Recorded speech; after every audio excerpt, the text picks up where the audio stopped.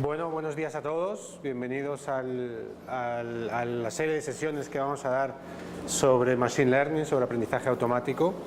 Bueno, yo soy Raúl Ramos, soy profesor del Departamento de Ingeniería de Sistemas, aquí de la Facultad de Ingeniería.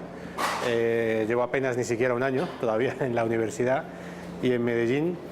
La idea de este curso, bueno, creo que la audiencia es variada, de varias facultades. El objetivo de este curso, sobre todo, es dar una visión lo más práctica posible de qué es Machine Learning, bueno, y un poquito de Deep Learning, que viene a ser como una rama dentro del Machine Learning, sobre todo con la perspectiva de compartiros los criterios por los cuales uno podría juzgar cómo, por qué y de qué manera usar técnicas existentes de Machine Learning en proyectos propios, en problemáticas propias, desde una perspectiva bastante pragmática. En el curso pues hablamos un poquito de programación, hablamos un poquito de estadística, hablamos un poquito de Machine Learning, por supuesto, del flujo de trabajo de Machine Learning, y lo vamos a hablar a distintos niveles de detalle, desde lo que es un poquito cómo funcionan las tripas de los algoritmos, cosa que es importante para un poquito entender las intuiciones por las cuales estos algoritmos se desarrollan y que condicionan bastante la forma en la que luego los podemos usar en práctica. Vamos a ver también la forma en la cual programáticamente estos algoritmos se usan.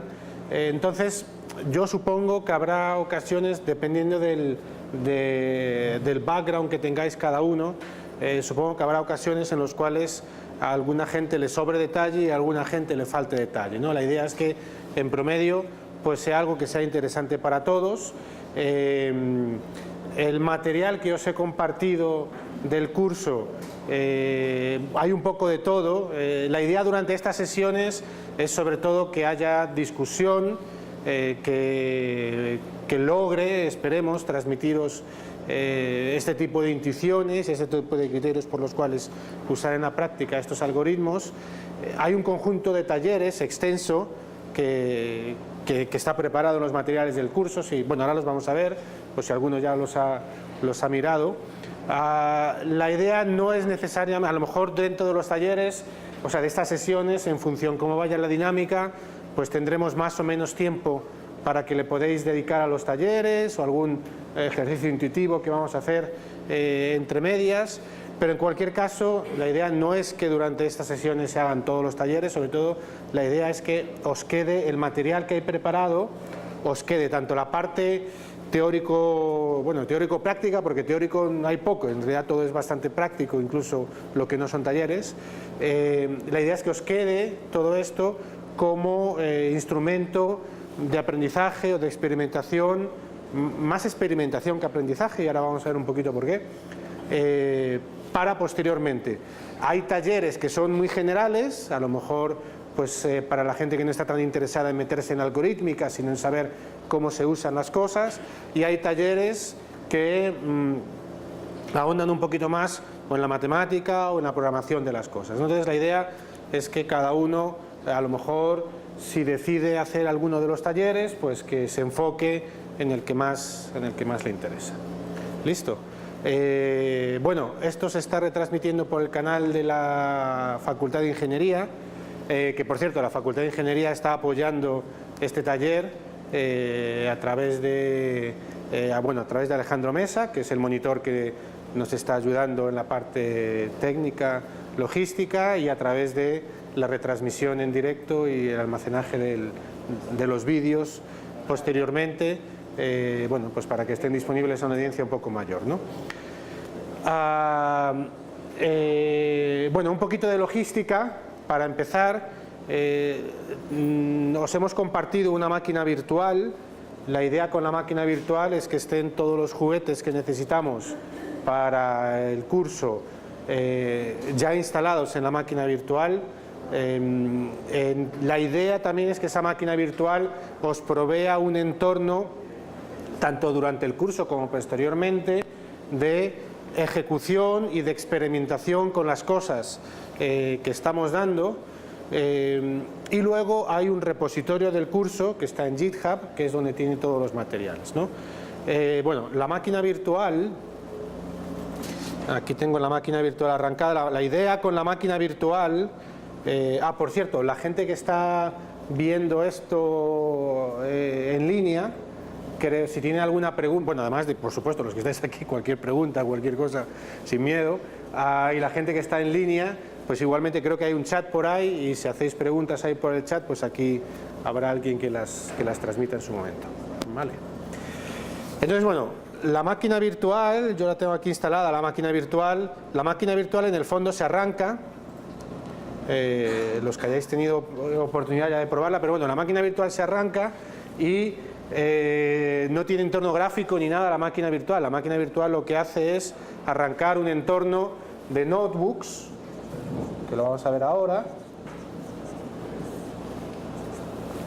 que es el entorno de ejecución, programación y documentación que vamos a usar. Entonces, en realidad la máquina virtual se arranca y se minimiza o se deja en algún lugar, y luego desde un navegador en la máquina física, cualquier navegador, se accede a la dirección localhost 8008 y tenemos este entorno que vemos en esta dirección, localhost 8008, es el entorno que provee la máquina virtual, ¿no? En realidad es como si la máquina virtual tuviera un pequeño servidorcito web que nos da el servicio de notebooks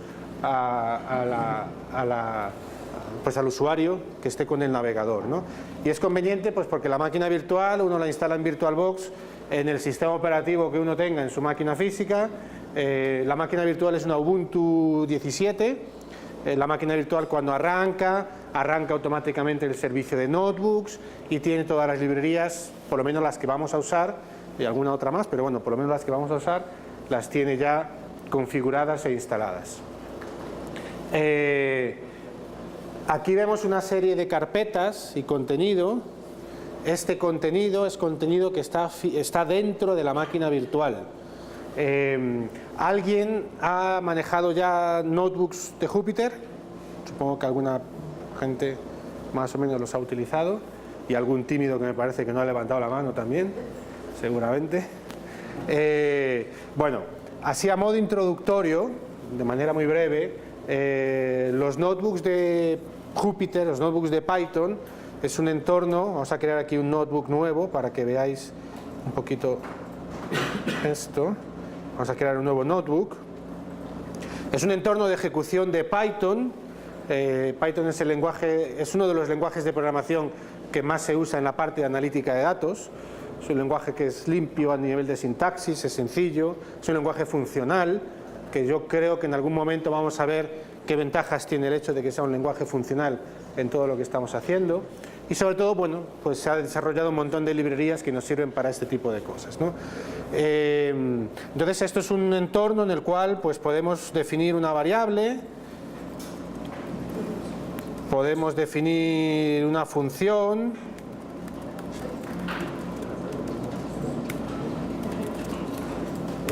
¿sí? Es un entorno de ejecución en el cual le damos comandos y tenemos la salida. Y aquí pues podemos jugar, incluir comandos, importar librerías, etcétera. En un momento dado pues podemos, fijaos que tiene un sistemita de celdas, entonces en un momento dado podemos insertar una celda. ¿Ve? ¿Dónde se me ha ido el insertar celda? ¿Vale? Bueno, normalmente tenéis una barrita aquí arriba de ejecución. Vamos a ver, que tengo el ratón así un poco extraño. Tenéis una barrita aquí arriba. Normalmente dentro de una celda le dais Shift y Enter, Shift Return, y se ejecuta el contenido. Vale, déjame ver por qué no estoy viendo. Toggle Header, listo. Y Toggle Toolbar. Vale, esta es la barrita. Normalmente si os ponéis encima y le dais a ejecutar, pues se ejecuta esa celda, ¿vale? Se pueden insertar celdas en cualquier momento. Y luego una cosa interesante es que una celda, estas celdas que vemos son celdas de ejecución, es decir, él va a mandar, cuando demos Shift Enter, él manda el contenido de esta celda al kernel de Python que hay detrás, se ejecuta y nos devuelve nos pinta aquí lo que saque, pero las celdas pueden ser de distinto tipo. Entonces yo podría aquí añadir una celda, por ejemplo, y definir que esta celda es de texto, y entonces tengo una cierta sintaxis para, en fin, hacer anotaciones.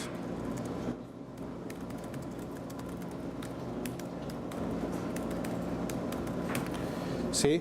Y bueno, tiene su cierto formato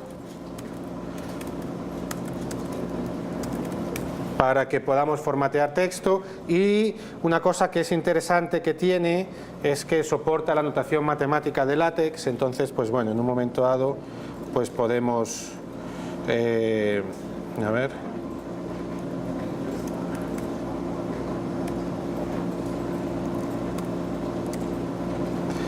de i al cuadrado, por ejemplo.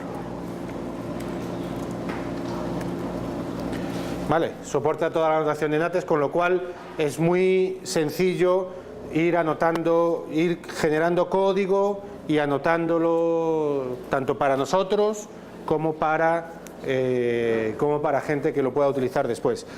De facto, este tipo de notebooks están... Bueno, una cosa importante es que los notebooks, este tipo de notebooks se generaron inicialmente con Python. Bueno, la idea yo creo que viene de antes, de matemática, de otro tipo de software, pero bueno, inicialmente estos notebooks de Jupyter se generaron con Python, pero han desvinculado la representación del kernel. Entonces, estos notebooks se pueden ejecutar, si tenemos la instalación apropiada, se pueden ejecutar con un kernel de R detrás o de otro tipo de lenguajes para los cuales están disponibles, ¿no?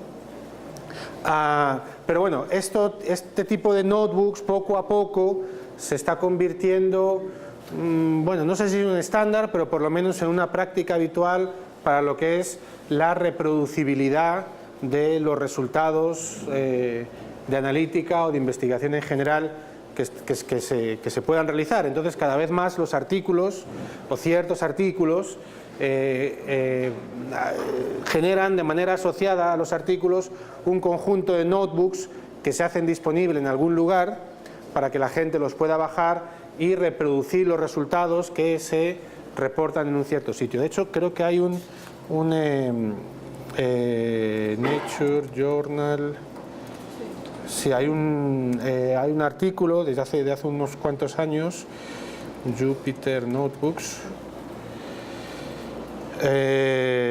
Sí, hay algunos, o sea, esto cada vez se está usando más, ¿no? Es un artículo de Nature en el cual hace referencia a esto, sobre todo como instrumento para garantizar la reproducibilidad, sobre todo de los trabajos de investigación, ¿no? Entonces, en la máquina virtual lo que tenéis es un entorno de ejecución de notebooks directamente ya instalado, ¿vale? De hecho, aquí he buscado y cada vez salen más. Este es el que me refería, creo yo, que es un poquito, fíjate, este es nuevo, que no lo conocía, y este es el que me refería desde hace un cierto, que esto es de ¿qué? 2014. Fijaos que la manera en la cual lo presentan, ¿no? Que es para registrar, compartir, entender y sobre todo reproducir, ¿no? La forma en la cual se comparten estos notebooks, hay ciertos entornos en los cuales estos notebooks se pueden ejecutar. En este caso, a nivel de conveniencia, el entorno de ejecución de los notebooks es la propia máquina virtual, es decir, el código que nosotros escribimos en las celdas físicamente se ejecuta en la máquina virtual. Hay cada vez más entornos en los cuales podemos publicar estos notebooks, por un lado, y por otro lado podemos también ejecutar estos notebooks. GitHub, fijaos que el contenido del curso, que son todo notebooks, y vamos a ir viendo estos notebooks poco a poco durante el desarrollo del curso. Fijaos que el contenido de estos notebooks los tengo en GitHub. GitHub inicialmente era un repositorio de control de versiones de software, bueno, lo sigue siendo por supuesto, y es una herramienta inicialmente para desarrolladores de software. Tiene toda la maquinaria detrás para el control de versiones, históricos, cambios, etcétera, pero esta gente de GitHub lo que ha hecho es que cuando uno tiene un notebook, a ver si lo abro, cuando dentro de GitHub uno tiene un notebook, fijaos que, si todo sale bien, GitHub nos da una versión de solo lectura del notebook, si es capaz de renderizarlo bien, que espero que sí. A ver si sale. A ver si sale. Entonces, fijaos, este es el mismo notebook que nosotros tenemos, lo que pasa es que esta es una versión de solo lectura, pero que para compartir está muy bien. Y es más, si yo quiero, que de hecho es lo que hemos hecho en la máquina virtual, me hago una copia del repositorio, me lo bajo entero a mi entorno de ejecución de notebooks en local y ejecuto y tengo la posibilidad de interaccionar con esto. De hecho, incluso ya empieza a haber libros en los cuales se entregan de esta manera. Por ejemplo, uno de los primeros fue este, vamos a ver, esto es Bayesian Methods for Hackers.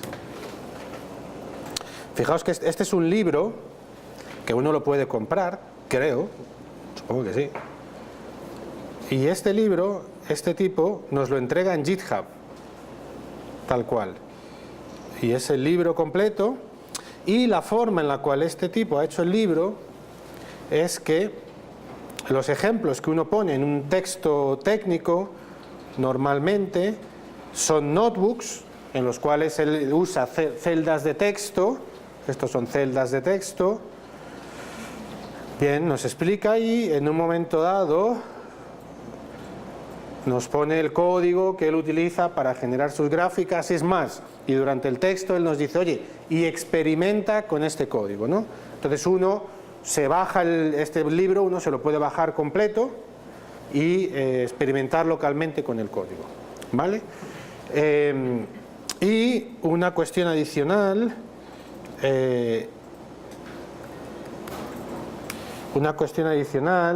si veis el entorno, y nosotros que tenemos cuenta de Drive en Google, desde los documentos que hay en Drive tiene una, y esto cada vez hay más, Google es uno de ellos, tiene una cosa que se llama, un servicio que se llama el Colab, en el cual en mi Drive, en un momento dado, donde sea, yo puedo crear un colaboratory que en el fondo es un notebook de Python, igual que los que nosotros estamos ejecutando en la máquina virtual, pero que se ejecuta contra sus servidores, es decir, ellos nos dan un entorno de ejecución directamente. Entonces aquí pues podemos tener un entorno de ejecución, el interfaz es un poco distinto, creo que en algún lado aquí le digo si la celda, bueno, añado, quito, y en algún lado creo que le digo si la celda es de texto, de código, en fin, un poquito distinto, pero en el fondo son notebooks, y lo que está muy bien es que nos ofrece un entorno de ejecución ellos mismos, ¿no? Que lo que estamos haciendo, entregándoos una máquina virtual, es dándoos un entorno de ejecución, ¿vale? Las librerías, ¿cómo hacen? Las librerías, sí, si tú necesitas instalar una librería en concreto aquí, lo que haces dentro de en los notebooks, por ejemplo, en este que hemos creado, hay, si quieres, es tipo de celda de ejecución, pero si tú le pones una admiración antes de cualquier cosa, te ejecuta esto como si fuera un comando shell por debajo. Entonces, un LS de Linux normal y corriente, ¿vale? Entonces uno de los comandos es el pip, que es el comando por el cual se instalan las librerías dentro de tu entorno de ejecución de Python. Entonces esta gente te deja el pip. Entonces, por ejemplo, pip install, bueno, esto seguramente lo tengan instalado, y bueno, ya te dice que ya lo tiene instalado, ¿vale? Pero tú realizarías la instalación directamente de aquí, ¿vale? Lo están mejorando, aquí, más que la parte de librerías, el problema que inicialmente tenían este servicio, en concreto hace medio año más o menos, o sea, esto es relativamente reciente, era, por ejemplo, si tienes muchos datos, ¿cómo le das los datos al notebook para analizarlos? Han creado conectores entre el notebook y tu Drive para que puedas ver las cosas, y de todas formas tienes un cierto espacio en el cual te puedes descargar datos. Lo están mejorando, están trabajando en ello, y hay otros servicios de este estilo también, algunos pagando, algunos gratis hasta cierta capacidad computacional. ¿Vale? O sea que los notebooks, los que no los conozcáis, pues espero sea algo que os lleváis también de este curso como un entorno que cada vez se está usando más. ¿Vale? Bien, entonces, importante que todo el mundo, una vez que abre localhost 8008, tiene este entorno. En la máquina virtual os hemos preparado ya directamente una copia del repositorio dentro de la propia máquina virtual. Entonces, si entráis, creo que está con este nombre también, ¿verdad, Alejandro? Sí. Entonces, si entráis en este directorio, ahí tenéis la misma estructura que veis en el GitHub del curso, ¿vale? Simplemente una copia local, pero esta copia local, como resulta que está dentro de la máquina virtual, esta copia local podéis interaccionar con ella, ¿vale? Y de hecho, lo que yo les suelo decir a todo el mundo que sigue este tipo de cursos es que la copia local que tenéis del repositorio está hecha para que la maltratéis, para que cojáis los notebooks, y ahora vamos a ver, habrá código, habrá formulitas, habrá cosas, están hechas para que experimentéis con el código que hay ahí, para que nos equivoquemos. No sé quién decía que aprender cualquier cosa es cometer todos los posibles errores y aprender de ellos. Entonces esto está hecho para eso, porque en cualquier momento os podéis volver a descargar el repositorio. Esto ya os lo habéis cargado de tal manera a un notebook que ya ni funciona y eso da errores por todos lados. No pasa nada, lo borráis o lo guardáis si sois unos románticos y lo queréis guardar, y os lo volvéis a descargar y tenéis el entorno de ejecución tal cual. De hecho, tenéis, vamos a ver, tenéis un archivo, este master.zip, que también lo tenéis ahí dentro de la máquina virtual, que es el archivo con todo el contenido del curso ahí comprimido. O sea que en última instancia os cargáis el directorio y volvéis a descomprimir este archivo, que este archivo simplemente es el que uno se baja cuando le da el download zip aquí en el GitHub, ¿vale? Es más, si en un momento dado empezáis, por la razón que sea, a hacer cosas con la máquina virtual, porque fijaos que aquí hay, bueno, aquí dentro tenéis los notebooks que ya existen. Fijaos que con este menucito aquí es donde yo creé un nuevo notebook. Tengo el ratón así un poco pegado. Es donde creé un nuevo notebook. Este Untitled que hay aquí se creó desde aquí, pero fijaos, a ver si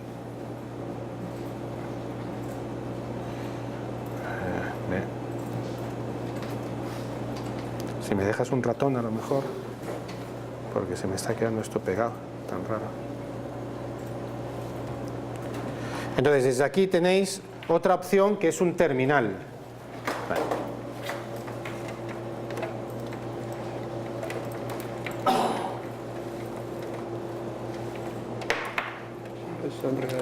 Listo, gracias. Vamos a ver si esto funciona. Vale. Entonces fijaos, aquí tenéis otra opción que es un terminal. Y esto es un terminal, un bash directamente a la cuenta de la máquina virtual que tiene todo esto, ¿vale? Y este es un bash normal y corriente de Linux, ¿vale? Si alguien tiene curiosidad, de todas formas, fijaos que la máquina virtual la tenemos aquí minimizada, no le hacemos ni caso a la consola, pero de todas formas, si alguien por la razón que sea quiere entrar aquí, en esta consola, el usuario, en un alarde de imaginación, el usuario se llama user y el password se llama user también, ¿vale? Pero fijaos que no lo necesitáis, en realidad.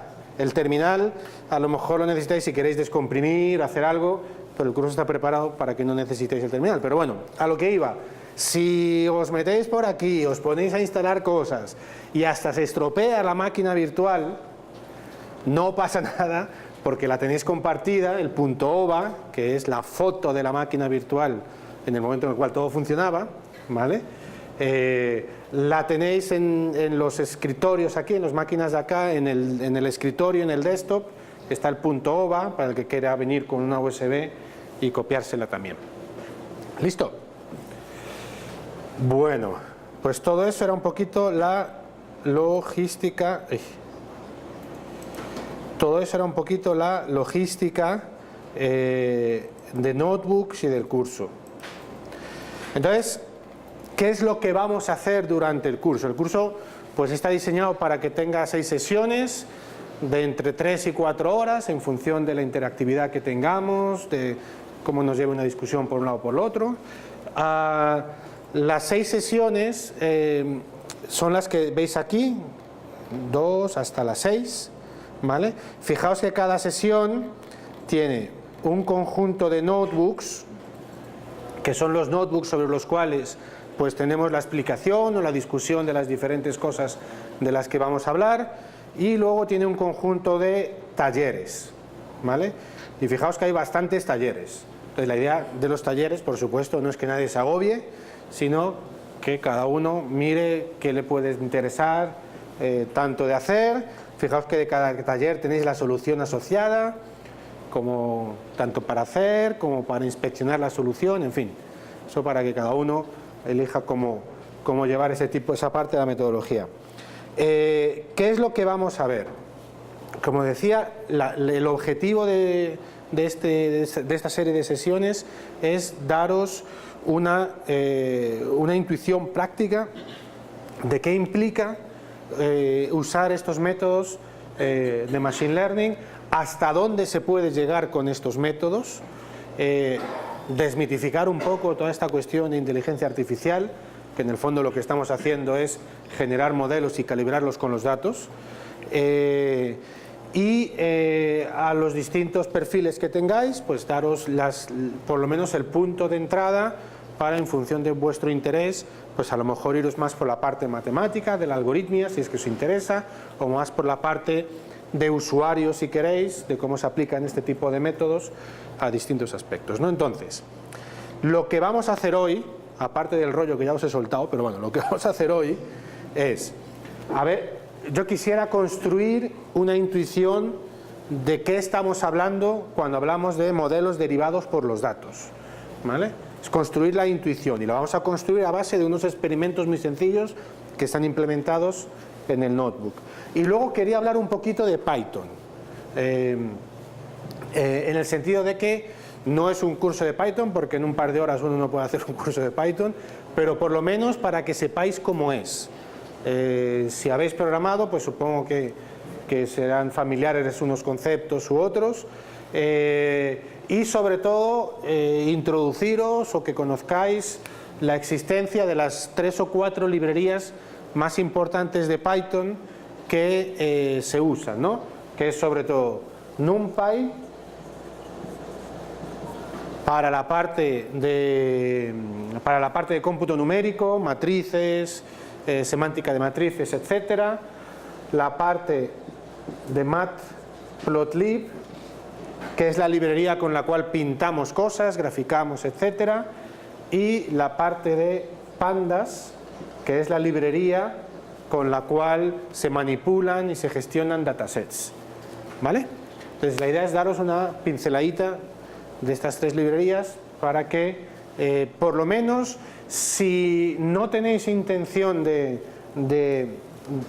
programar en profundidad en Python, que por lo menos la experimentación que hay en los notebooks la podáis ejecutar, ¿vale? Y cuando tengamos por ahí una pequeña analítica que parametrizamos por un cierto valor de una cierta distribución, podáis cambiar ese valor del parámetro y podáis ver el efecto en la analítica que hay detrás, ¿vale?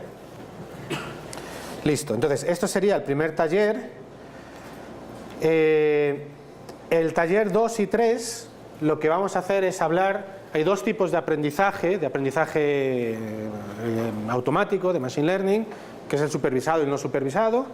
Os quiero pues un poquito compartir cuáles son las intuiciones que hay detrás de ellos, y también en la siguiente sesión vamos a ver el proceso, porque aquí en el fondo estamos hablando de que en teoría podemos tener dos sombreritos cuando nos acercamos a este tipo de aspectos en aprendizaje automático. Es decir, o nos ponemos el sombrerito de la persona que en un momento dado tiene una cierta intuición y se pone a desarrollar un algoritmo de machine learning, es decir, un algoritmo que genera modelos predictivos, por ejemplo, o el otro sombrerito es la persona que va a utilizar los algoritmos desarrollados por el resto de la gente para aplicarlos a su propio problema. Normalmente uno es esa segunda persona, pero me parece valioso, me parece interesante tener visibilidad un poquito sobre qué es lo que hace la persona que diseña un algoritmo de machine learning, porque esto nos va a dar un poquito las intuiciones de hasta dónde pueden llegar los algoritmos, por qué unos algoritmos funcionan mejor que otros en diferentes ocasiones, ¿no? Entonces, eso lo vamos a ver también en la sesión 2. ¿Listo? Eso, vale, y vamos a ver, vamos a ver lo que es el flujo de trabajo normal. O sea, esto sería como con el sombrerito de diseñador de algoritmos de machine learning, y vamos a ver un poquito algunos algoritmos y vamos a ver un workflow de trabajo de machine learning, desde que tenemos datos hasta que experimentamos con distintos algoritmos y cómo nos construimos los criterios para saber, por ejemplo, que necesitamos más datos o que necesitamos cambiar de algoritmo, ¿vale? Porque en un momento dado nosotros tenemos un cierto problema de aprendizaje automático, generamos un modelo predictivo y no funciona como nosotros esperábamos que funcionara, y hay decisiones que tomar: o cambio de algoritmo, o parametrizo mi algoritmo, o voy a por más datos. Ir a por más datos, a lo mejor necesito, yo que sé, más pacientes, o a lo mejor a los pacientes que ya tengo les tengo que volver a pinchar otra vez para sacar otra analítica. Entonces son decisiones que tienen sus consecuencias y sus costos, ¿no? Entonces, un poquito el flujo de trabajo para que veáis con qué tipo de criterios uno va jugando con eso. Bueno, vamos a ver una submisión de ejemplo a Kaggle. Kaggle es un servicio en el cual, el mundo de la inteligencia artificial, del aprendizaje automático, se mueve mucho a base de competiciones. Alguien publica un dataset, a ver quién hace el mejor modelo predictivo con tales criterios de evaluación y con estos datos. Kaggle es un sitio en el cual se publican muchas de las competiciones que hay, ¿vale? Entonces vamos a ver cómo, me parece ilustrativo de cómo se mueve esto, e incluso de utilizarlo tanto como para participar, como para publicar a lo mejor un dataset para que la gente compita. Y hay mucho la cultura de competir por aprender, o de competir también por mostrarse. Hay mucha cultura en esto de, mira, yo soy capaz de hacer este tipo de cosas. Incluso la gente a veces, la gente que quiere trabajar de científico de datos, a veces en su hoja de vida pone, no, y participé en tal y tal competencia en Kaggle, y en fin, eso le da valor a cada uno. Bueno, entonces, la sesión 2 vamos a ver la parte de aprendizaje no supervisado con este flujo de trabajo, y la sesión 3 vamos a ver la parte de aprendizaje no supervisado, que es un aprendizaje que es más difícil de parametrizar e interpretar los resultados. Y en la sesión 4, 5 y 6 están un poquito más orientadas a lo que es Deep Learning. Entonces, en la sesión 4 vamos a ver lo que son las redes neuronales. Vamos a ver un poquito TensorFlow, que TensorFlow es uno de los frameworks a través de los cuales este tipo de cosas empiezan a ser más accesibles a un público mayor, tanto para usar como para meterse un poquito en las tripas. En la sección 5 vamos a ver la parte de redes convolucionales, que es sobre todo para lo que es analítica de imágenes, detección de cosas en imágenes, clasificación, etcétera. Y en la última sesión vamos a ver la parte de, sobre todo de redes recurrentes, que es la parte de analítica de series temporales. Todo lo que son, a lo mejor, señales que salen de instrumentación, de dispositivos cualquiera, o de Internet de las cosas, señales financieras, en fin, todo ese tipo de cosas, ¿no? Entonces, esas son las 6 sesiones que vamos a hacer. Está bastante completo, o sea, para 6 sesiones de 3 o 4 horas, yo sé que es bastante información. Os insisto, la idea es que os vayáis con una cierta visión de lo que se puede hacer, y en un momento dado pues la esperanza es que alguno de vosotros esté interesado en una cosita y por ahí pueda, a través de esto, pues tener los instrumentos pues para empezar a tirar del hilo en eso que le puede interesar. ¿De acuerdo?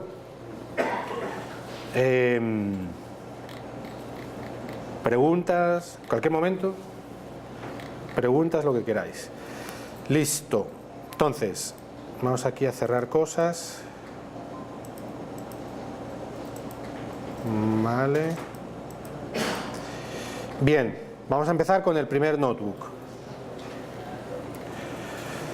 Vale, lo que estamos haciendo, en el fondo, cuando estamos haciendo aprendizaje automático, lo que estamos haciendo es crear modelos de la realidad.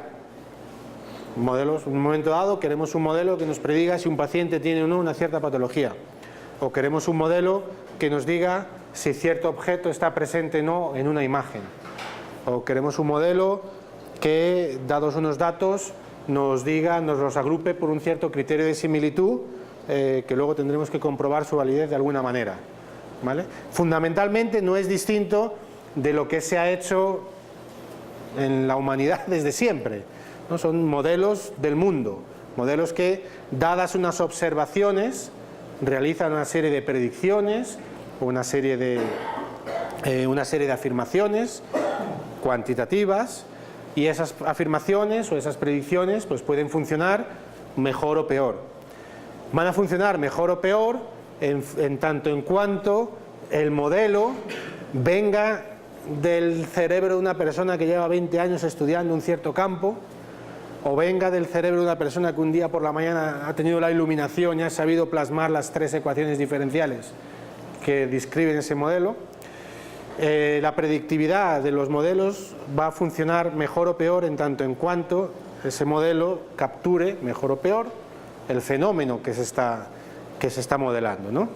Entonces, lo que nosotros vamos a hacer en la parte de aprendizaje automático, en el fondo, son algoritmos que me generan modelos. Es decir, en vez de tener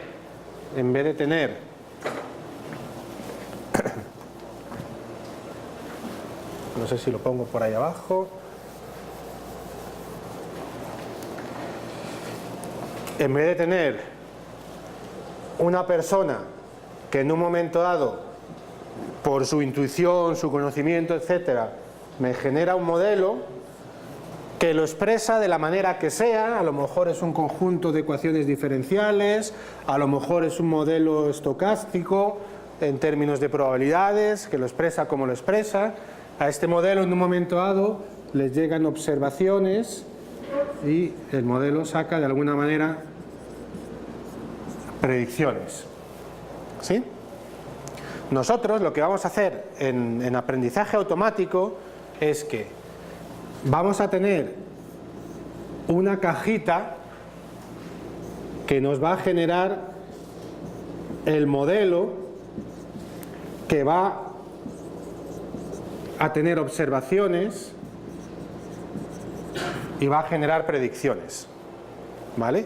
Y nosotros somos los que vamos a controlar cómo funciona esa cajita, ¿vale?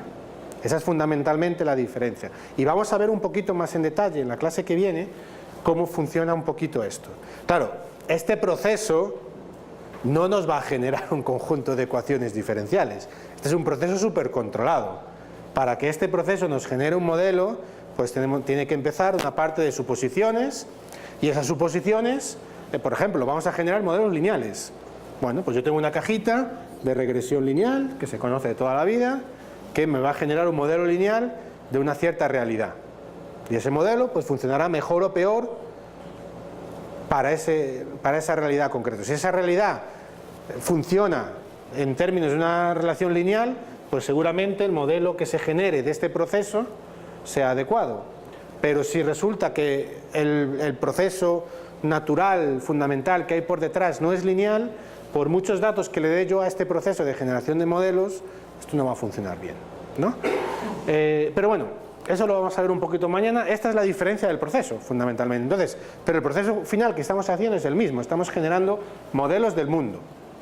Y como estamos generando modelos del mundo, esto está sujeto al mismo método científico de toda la vida, ¿vale? Por eso es muy difícil en algún proyecto de analítica, incluso si te dan una cierta muestra de datos inicial, es muy difícil comprometerse a un desempeño. No, es que necesitamos un sistema que me prediga con el 86% de probabilidad cuál va a ser el siguiente producto que me va a comprar un cliente, o lo que sea. Es muy difícil a priori comprometerse con una predictividad concreta. ¿Por qué?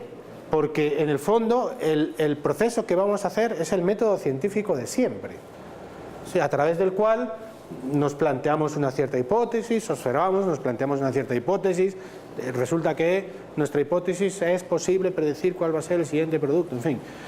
Generamos un modelo, vemos si funciona, si no funciona, y volvemos a generar experimentación. A lo mejor la siguiente experimentación que hagamos está un poco más dirigida en función de los errores que vemos que nuestros modelos cometen, pero esto es lo que se ha hecho siempre. Al final, en un cierto modelo, pues después de varios ciclos, se le ha añadido un cierto término a la ecuación diferencial 37 del modelo, ¿vale? Pues esto va a ser exactamente igual. Lo único que a través de ese ciclo experimental lo que vamos a hacer es ajustar algorítmica de generación de modelos, a lo mejor vamos a ajustar el proceso de adquisición de datos, porque a lo mejor no tienen la calidad o la información suficiente, pero en el fondo el proceso es el mismo, es un proceso, es el método científico que estamos haciendo. Otra cosa es luego, ya que tenemos un modelo con el cual estamos mínimamente contentos en términos no solamente de que a lo mejor la predictividad sea buena en términos absolutos, sino sobre todo de que la predictividad sea útil para el entorno en el cual esto se va a utilizar. Una predictividad de por ejemplo, una predictividad de un 60% de acierto en un modelo que me va a decir si un paciente tiene una patología, a lo mejor no es suficiente, ni siquiera para que sea una segunda opinión que use el médico, o sea, le mete seguramente más ruido de lo que le es útil, pero una predictividad a lo mejor del 10-15% de acierto en cuál va a ser el siguiente clic que te va a hacer un usuario en tu página web, ahí sí es algo que puede ser explotable en términos de anuncios, de marketing, etcétera, ¿no? Entonces, no es solamente la predictividad de manera absoluta, sino la predictividad o la utilidad del desempeño de los modelos aplicados al problema concreto, sea un problema de investigación, sea un objetivo de negocio, sea lo que sea, ¿vale? Entonces, una vez que tenemos un modelo con el cual estamos mínimamente contentos, otra cosa ya es la cuestión del despliegue de ese modelo en producción. A lo mejor resulta que ese modelo hay que meterlo dentro de una aplicación del celular, porque la manera en la cual se va a entregar la predictividad va a ser que el usuario tome la fotito de la plantita de turno y el modelo le diga qué planta es y le diga dónde comprarla, en fin, lo que sea. O a lo mejor hay que meterlo dentro de nuestro servicio web, o a lo mejor dentro del paquete de software de analítica de no sé qué, que es la que nuestra comunidad científica es la que está usando, ¿no? Esto ya es un problema más de ingeniería, ¿vale? Nosotros nos vamos a enfocar acá. Distintas herramientas facilitan este paso de una manera mejor o peor. Por ejemplo, TensorFlow, una vez que uno tiene un modelo, le genera algo que puede casi automáticamente desplegar en una aplicación de Android o de iOS, ¿vale? Otros frameworks a lo mejor es más difícil o a lo mejor es más fácil, o como un servicio web que se puede consumir directamente, se le piden se le dan datos y devuelve predicciones acorde a un modelo que hay por ahí detrás. Creo que hay ciertos, tanto TensorFlow, Microsoft Azure, hay ciertos servicios que te dan el flujo de trabajo de Machine Learning y al final te genera un servicio web con tu modelo predictivo ya entrenado, si es que estás contento con su desempeño. Pero bueno, esto es una parte más, si queréis, de ingeniería. Nosotros nos vamos a centrar en esta parte, porque es la parte en la cual nosotros vamos a valorar si los modelos que nosotros estamos haciendo, vamos a hacer todo este proceso experimental, vamos a valorar si los modelos que estamos haciendo nos sirven y hasta qué punto nos sirven para nuestro problema que tenemos. ¿Listo? Entonces, Bueno, esto es un poquito lo que hablaba antes. Importante diferenciar el sombrerito con el cual uno está. Normalmente uno va a ser usuario de algorítmica más que desarrollador de algorítmica, aunque a veces a lo mejor uno le aprieta una tuerca a la algorítmica a algún lado, como vamos a ver en el ejemplo, ¿no? Bueno, pongámonos en la situación siguiente, un poquito para construir la intuición. Pongámonos en la situación siguiente. Tengo dos poblaciones de lo que queráis, de dos tipos de bichitos, y cada bichito tiene una longitud de lo que sea, ¿vale? Las dos poblaciones tienen estas distintas distribuciones de esa longitud, ¿vale? Como si fueran, por ejemplo, dos especies de bichitos, ¿sí? Aquí asumimos, esto es como si tuviéramos un dataset en el cual nuestros datos son los bichos y solamente tenemos un descriptor de los datos, que es su longitud, ¿vale? Empezamos en una dimensión. Tenemos un dataset de una sola columna con la descripción y sabemos a la clase a la cual pertenece cada bichito. Partimos de la suposición que tenemos el conocimiento de las distribuciones de las cuales vienen los datos, ¿vale? Partimos de esta suposición un poquito por la cuestión pedagógica en lo que quiero hacer, pero nunca tenemos esto, ¿vale? O sea, que lo que quiero aquí ahora sobre todo transmitir es hasta dónde queremos llegar suponiendo que tuviéramos información completa, que nunca la tenemos. Entonces, la tarea, el reto de Machine Learning es poder llegar a lugares interesantes sin tener esta información completa, ¿vale?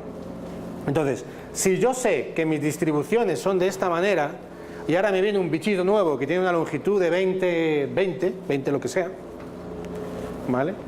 Pero yo no sé de qué especie es, yo lo clasificaría probablemente como la especie azul, ¿vale? Y a lo mejor hasta yo podría depositar una cierta certidumbre sobre esa clasificación porque casi no hay rojos de esa longitud, ¿no? Y si me viene uno con longitud 10, pues lo clasificaría pues como rojo, ¿sí? ¿Cómo sería mi algoritmo de clasificación aquí? Teniendo este conocimiento, es decir, la entrada a mi modelo es la longitud del bichito, ¿sí? La salida del modelo tiene que ser si es rojo o azul. Bueno, rojo y azul, ¿sí? ¿Cómo sería mi algoritmo? Yo te doy un bichito que tiene longitud 10 y uno lo clasifica como rojo, ¿por qué? Porque tiene más probabilidad de distribución. Si es uno como 13, está como por ahí entre medias, ¿no? ¿Sí? Es decir, si es como 14 ya es rojo, ¿no? ¿Sí? Un algoritmo muy sencillo. Si la longitud es mayor que 13, no sé cuánto es, entonces es azul, y si no, es rojo, ¿vale? Este es mi modelo. Este es mi modelo. Modelo que yo obtengo porque tengo la información completa de mi fenómeno, que son las distribuciones, ¿vale? Si alguien me viene y me, por ejemplo, a ver, ¿cómo hago esto? Si alguien me viene y me dice, yo todavía no tengo mi modelo, porque no lo he analizado, no he sido capaz, no tengo mi modelo, pero yo sé esto. Si alguien me viene y me dice, no, Raúl, yo te doy un modelo que acierta en el 100% de los casos, ¿qué le debería decir yo a esta persona? Dios. ¿Por qué tendría que hacer yo algo con esta persona? No sé qué. ¿Por qué tendría que hacer yo algo con esta persona? Porque hay una incertidumbre, o sea, tengo información completa y tengo incertidumbre, ¿vale? Simplemente porque tengo un descriptor solo de los datos. Entonces aquí hay un error natural. Fijaos que tengo acceso completo a la distribución. Aquí hay un error natural, ¿vale? Como tengo acceso a las distribuciones, yo puedo pintar, yo puedo incluso calcular el error natural que esto tendría. Bueno, este sería el óptimo, ¿vale? Y bueno, la frontera está en 13,15 y uy, antes de pintar ahí, Y el error natural, cuando yo tengo las dos distribuciones, ¿vale? Cuando, ¿este qué es? Este es el rojo.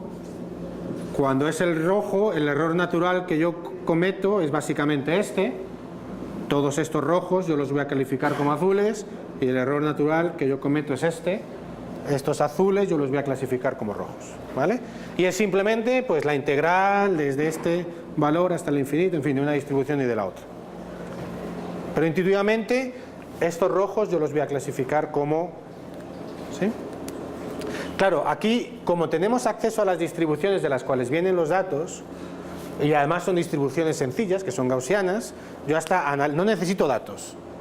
Me dan la formulita de la distribución y analíticamente yo la calculo. Yo puedo calcular esta frontera.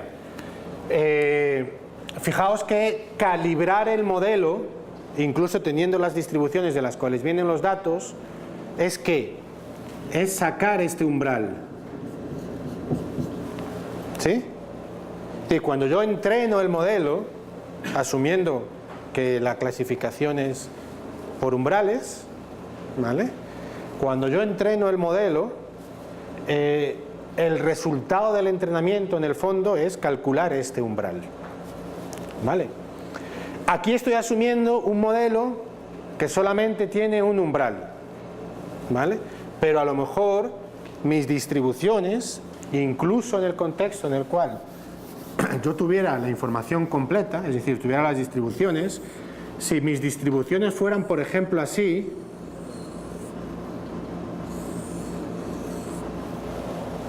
y yo quiero calibrar un modelo basado en un umbral, no me va a funcionar.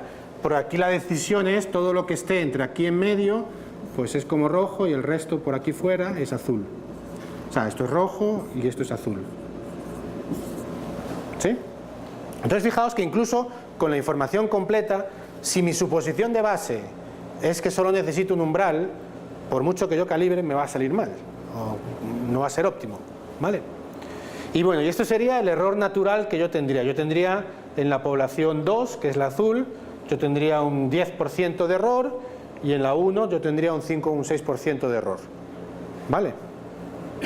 Es decir, en una situación ya más real, en realidad no tenemos las distribuciones. En realidad lo que tenemos es esto, unos datos, que en este caso, como son datos unidimensionales, los pinto aquí. Entonces fijaos que la misma pregunta, dadas las distribuciones, ¿dónde coloco el umbral? Ahora ya te vuelvo a hacer la misma pregunta, dados los datos, que es lo que tengo, ¿dónde coloco el umbral? Entonces, ¿dónde colocaríamos aquí el umbral? Bueno, pues podríamos tener un cierto criterio de si yo coloco aquí un umbral, tengo un error de 2, si lo coloco aquí en umbral, tengo un error de 1, ¿no? Si lo coloco aquí, tengo un error de 2, que sería este y este, ¿no? Bueno, tendríamos que formalizar un cierto criterio, una cierta función de error, en la cual medimos los errores para ciertos valores de umbral. Si pongo el umbral aquí, pues de nuevo, tengo un error de 2, si lo tengo aquí, tengo un error de 4, entonces bueno, tengo una función, hago una cierta función de coste, que dado un umbral, me dice qué error tengo. Entonces, si el umbral es 14, mi error es de 2, ¿vale? O normalmente uno lo normaliza por la longitud de los datos, que no sé cuántos datos hay. 10 datos, ¿no? Si mi umbral es, si mi umbral aquí es 11, mi error es de 4, ¿no? ¿Vale? Listo. Entonces, bueno, yo usaría un cierto proceso de optimización para, visto estos datos, cuál es el umbral que menor error me produce, ¿vale? Que eso es lo que uno hace cuando uno calibra modelos, fundamentalmente. Aquí estamos partiendo, porque fijaos que aquí incluso nosotros podríamos hacer la suposición de base que aquí puedo tener dos umbrales, ¿vale? Nosotros nos tenemos que que tenemos que tomar una decisión previa, que esa viene de ese lunes por la mañana duchándome, vamos a poner 2 umbrales, ¿sí? Yo me puedo equivocar en esa suposición previa. Una vez que yo hago esa suposición, calibro el parámetro de mi modelo. En este caso mi modelo es súper sencillo. Asumo que tengo un umbral y calibro con los datos, ¿vale? Dentro de esta suposición, fijaos, estos son ciertos experimentos. Como en realidad aquí estamos haciendo trampa y tenemos acceso a las distribuciones de las cuales vienen los datos, entonces yo puedo muestrear muchas veces. Normalmente yo solamente tengo un dataset, ¿vale? Pero bueno, muestreo varios datasets, ¿vale? Fijaos cuál es el umbral que se establece en cada uno de ellos cuando yo calibro con los datos el umbral. O sea, yo estoy asumiendo que tengo este modelo y lo estoy calibrando con los datos. ¿Cuál es el parámetro de este modelo? El umbral, ¿vale? Es decir, de mi proceso de generación, en realidad, fijaos que en realidad el proceso que estoy haciendo aquí no está generando un modelo. Al proceso yo le estoy dando, de alguna manera, una plantilla de modelo, que resulta que esta plantilla tiene un parámetro y el proceso no es de generación de modelos, es de calibración de mi plantilla de modelos. Y esa calibración yo la hago con los datos, ¿vale? Por eso a mí tampoco me gusta tanto decir que la máquina aprende. La máquina no aprende. Es decir, yo le tengo que dar esto, yo tengo que tomar esta decisión. Que vamos a ver que a veces esas plantillas de modelos pueden tener miles o millones de parámetros que ajustar, ¿vale? Entonces eso ya es más difícil de hacer, interpretar, etcétera. Pero lo que estoy haciendo es eso. Entonces, la máquina no aprende. Por eso el término de inteligencia artificial, bueno, está bien porque nos ha dado mucho marketing, pero también ha generado un poquito de confusión respecto a lo que se está haciendo. Entonces, lo que estamos haciendo con la máquina es calibrar modelos. Nos podemos equivocar en la suposición de base que nosotros hacemos, ¿vale? Y eso es lo que nosotros tenemos que acabar entendiendo cuando estamos ante un proyecto de analítica, ¿vale? Con la algorítmica que tengamos. Fijaos, aquí, por ejemplo, cosas que uno hace para tratar de entender si esto que uno está haciendo, si estas suposiciones que uno hace son más o menos correctas, es, por ejemplo, aquí yo te puedo preguntar, porque aquí en cada una de estas veces yo tengo un dataset, ¿vale? Pero normalmente uno le dan un dataset que será lo grande que sea y uno lo suele partir y calibra para cada uno por separado, ¿vale? Entonces supongamos que me han dado este dataset completo y yo he hecho estas 10 particiones y a cada partición yo le calculo su umbral. Aquí hay una cuestión que yo puedo ver que es la estabilidad del umbral, ¿vale? Según voy teniendo distintas muestras, cuál es la estabilidad de ese umbral. Eso me da pistas respecto vamos a ver luego un poquito más adelante, creo, me da pistas un poquito respecto a la idoneidad de esto, de las suposiciones de base que yo hago. O también me da pistas sobre la cantidad de datos. Fijaos que estoy tomando muestras de 10 datos, ¿no? Fijaos, si mis datasets son de 100 datos, la estabilidad de la frontera es mucho mayor, y si son 10.000, ya, si es 10.000 ya ni los pinto, porque son muchos, pero aquí están los datos, en realidad, y fijaos que la estabilidad de las fronteras son mucho menores, ¿vale? Entonces fijaos que el problema fundamentalmente es, dado unos datos, ¿cómo estableces tú la frontera de clasificación, que sería el umbral en este caso? Vamos a hacer el mismo ejercicio, ¿vale? Esto es un poquito por reforzarlo, porque esto es muy importante que a mí me parece muy importante que esta intuición se interiorice bien, ¿vale? Porque a partir de aquí es que todo se desarrolla.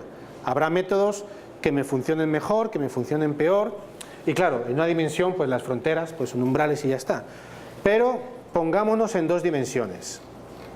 Es decir, tenemos igual bichitos y les medimos, yo qué sé, la longitud y la altura a los bichitos. Es decir, tenemos un dataset de 2 dimensiones, ¿sí? Tenemos un dataset de 2 columnas. El Excel que nos han pasado con los datos son de 2 columnas. O nos han pasado 2 Excels, uno con los bichitos azules y otro con los... ¿Vale? Entonces, claro, un bichito que me aparezca de longitud 1 y altura 4 por aquí arriba, uno lo clasificaría como rojo seguramente, ¿no? Y por aquí como azul, y entre medias pues, ¿vale? Como esto es un ejemplo simulado y yo tengo acceso a las distribuciones que generan los datos, que las distribuciones ya serían, pues son distribuciones gaussianas como estas, pero que yo dibujaría básicamente la forma de dibujar estas dos. Vamos a borrar un poco por acá, mucho, aquí está.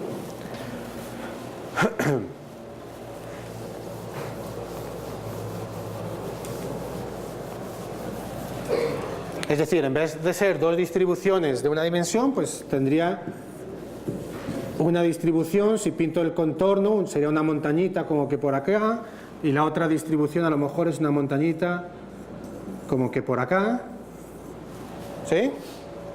¿Vale? Y en un momento dado, esta montañita en este punto aquí será más alta esta que esta, y entonces lo clasifico como el azul. ¿Sí?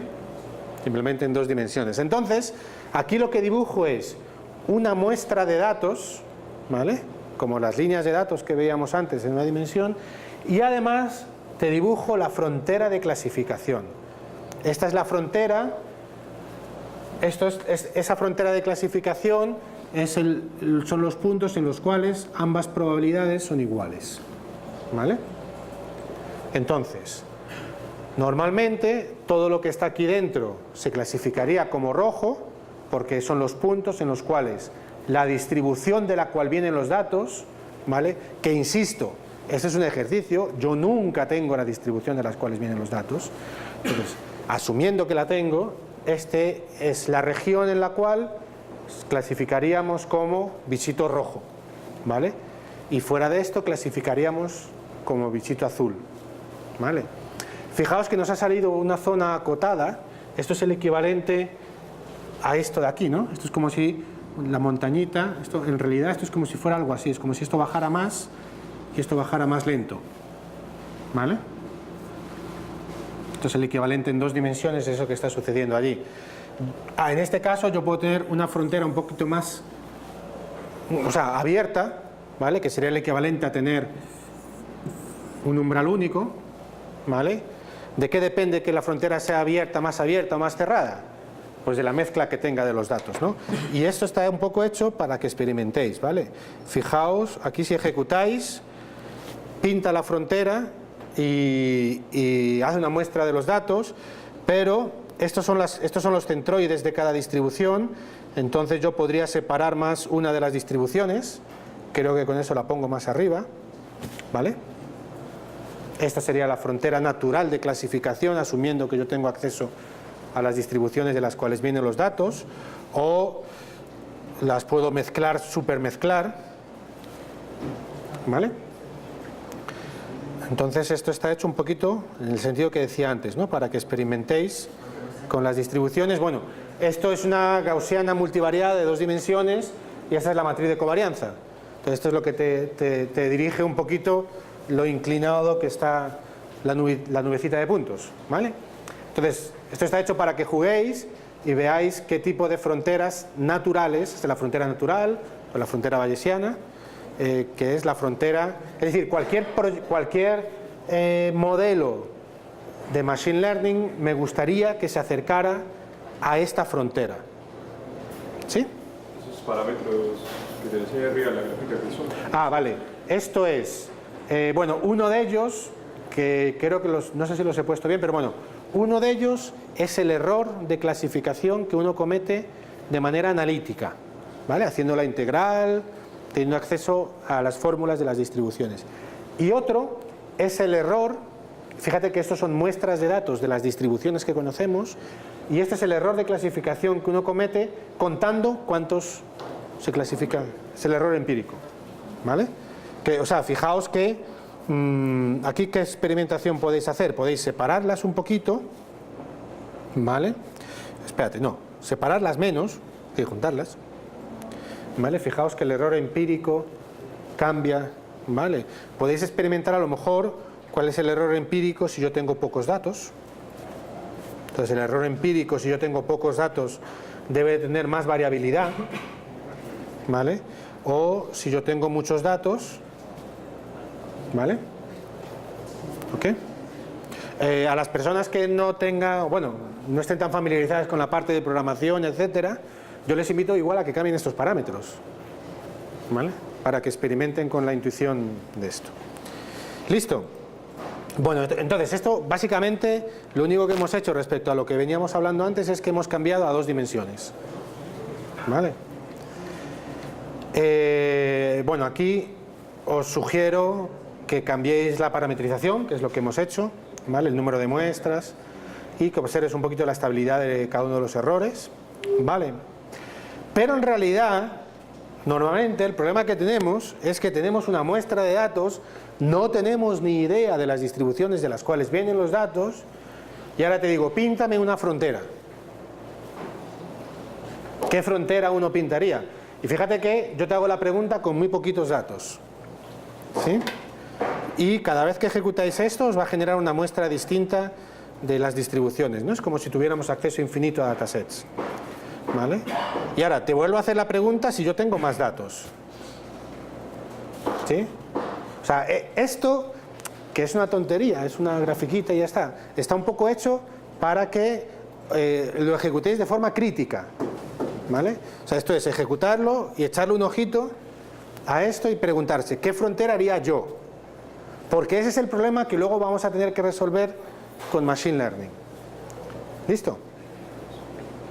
Vale. Bien, fijaos que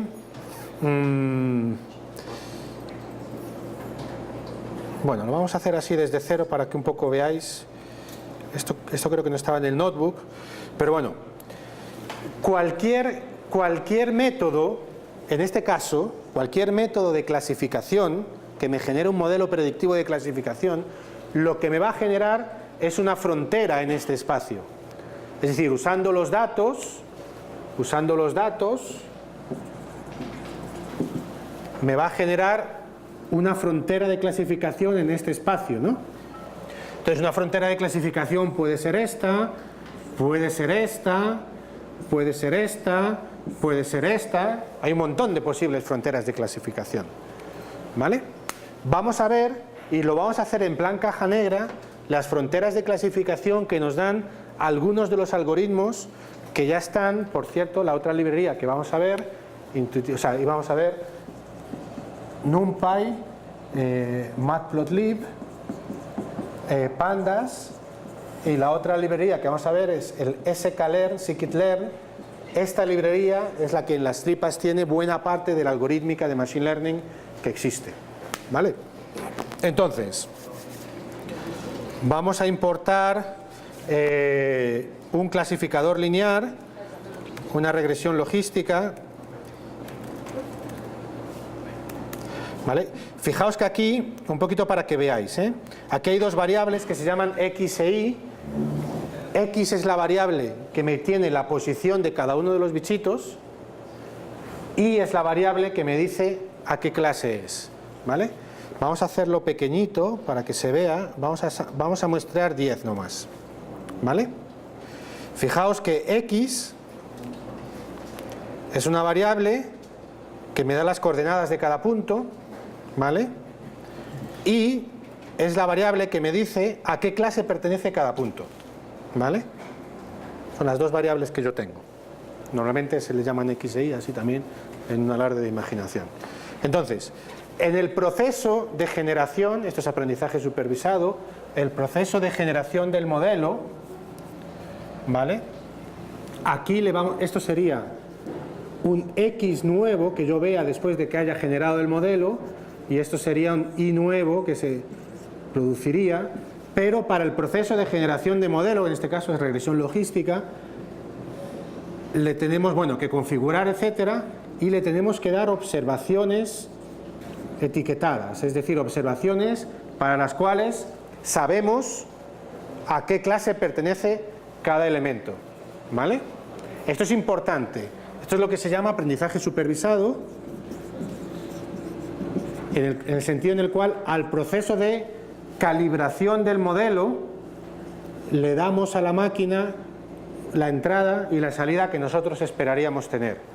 A veces no es posible tener datasets anotados, a veces no es posible tener datasets con la salida esperada, o a veces es costoso, entonces hay que medir ese tipo de cosas, ¿no? Pero bueno, esto es lo que tenemos acá. Entonces fijaos, vamos a decidir, vamos a usar una regresión logística, que una regresión logística por detrás asume que la frontera de clasificación es lineal, ¿vale? En este caso incluso sabemos que la frontera natural de clasificación no es lineal, ¿vale? Pero bueno, tenemos pocos datos y vamos a hacer esa suposición. Creamos una instancia del algoritmo para calibrarla y la calibramos. Es decir, este fit es el proceso por el cual, si estuviera en una dimensión, se calcula este umbral, es el proceso por el cual, dadas unas entradas, se me calibra este método, este algoritmo. Fijaos que una vez calibrado, yo al estimador le digo, dime, a ver si lo puedo hacer así, dime a qué clase pertenecería el bichito cuya, bueno, es un mal ejemplo porque la longitud y altura 0 de un bichito es como que no existe. Listo, un bichito con altura 10 y longitud 3, ¿a qué clase pertenece? Fijaos que este predict es esta cajita de aquí, ¿no? Este predict funciona sobre el modelo ya entrenado, ya calibrado, ¿vale? Si yo no calibro el modelo, ese es el comentario en Python, ¿no? La cosita esta. Si yo no calibro el modelo y le digo que me prediga algo, me dice, carajo, si no lo he podido calibrar. ¿Cómo voy a predecir si no lo he podido calibrar? ¿Vale? Listo. Y una vez calibrado el modelo, lo que vamos a hacer es pintar, vamos a ver, esto. Yo creo que es XY con la función de predicción. A ver, ¿cómo era esto? Entonces, no me acuerdo cómo era esa función. ML utils es plot data with boundary. Vale, fijaos que cualquier función yo le pongo la interrogatorio y él me saca la ayuda, ¿no? Aquí el propio notebook. Que donde la he cagado básicamente es que le he puesto al revés esto, ¿no? Entonces vamos a ponérselo bien, ¿no? Sí, esas dos funciones están dentro de sklearn. Están dentro, sí, en realidad están dentro del método Logistic Regression, pero el estándar de sklearn, que es el API de sklearn, hay un montón de métodos. El API de sklearn es que todos los métodos de Machine Learning tienen un fit y tienen un predict. Bueno, ya hay algunos más, un score, predicte las probabilidades, etcétera, ¿vale? Entonces fijaos, esta es la frontera que nos ha calculado este método, ¿vale? De hecho, lo que vamos a hacer, fijaos, vamos a, en este caso, como tenemos acceso a las distribuciones, vamos a muestrear la distribución de nuevo y vamos a volver a generar la frontera de clasificación, ¿vale? ¿Podrías, por favor, aumentar el tamaño de la fuente? Sí, sí, sí. O apagamos la luz si queréis. Sí, eso de la luz lo veía venir. Sí, sí, sí, estábamos probando. Listo. Vale, fijaos que cada vez que hago esto se muestrean diferentes puntos. ¿Vale? ¿Ok? Supongamos que ahora uso otro método, sin saber cómo es el método, sin conocer las tripas del método. Vamos a usar un bosque aleatorio, que es como medio místico el nombre, ¿no? que es Random Forest Classifier.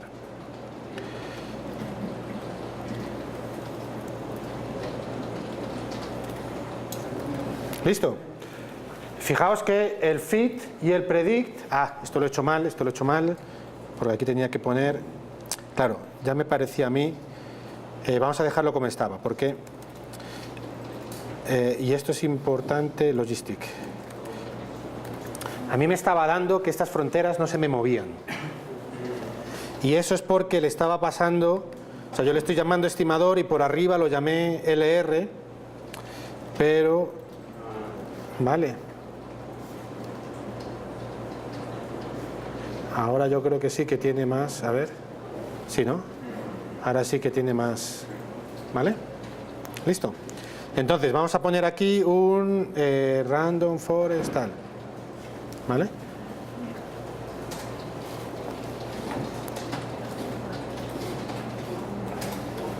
¿Sí? Aquí fijaos que hasta nos podemos construir un poquito la intuición de cuáles son las suposiciones por detrás que hace esta algorítmica de calibración de modelos, ¿no? Fijaos que las fronteras que hace, ¿qué característica tiene las fronteras que hace? Separa completamente los puntos de colores. Sí, sí, pero la forma de las fronteras, porque mira, ahora te voy a poner, Con intervalos. claro, ahora te voy a poner un support vector machine.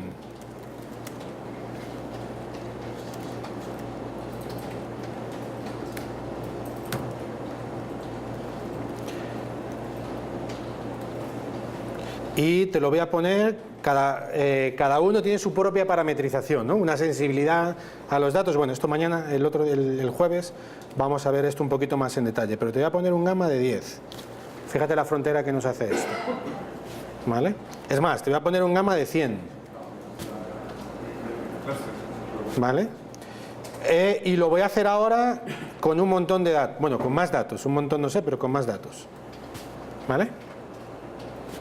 Voy a volver a cambiar, voy a usar, bueno, para no andar escribiendo, estimador Random Forest Classifier, ¿sí? Entonces fijaos que por ejemplo el Random Forest Classifier, que no tenemos todavía ni idea de lo que hace eso por detrás, pero fijaos que la naturaleza de las fronteras que genera son como siempre fronteras en ángulos rectos, ¿vale? Es una combinación, en el fondo por detrás, esto por detrás es una combinación de árboles de decisión, y un árbol de decisión son combinaciones de umbrales, fundamentalmente. Entonces un umbral o es mayor que 2 o es menor que 2. Entonces un umbral en el fondo es una línea recta perpendicular, es decir, en 90 grados o en 0 grados, ¿vale? Entonces un random forest lo que hace por detrás a esa persona que se inventó los random forest ese día, en cualquier momento del día, dijo voy a hacer un clasificador que lo que haga es que sea que me combine umbrales, ¿vale?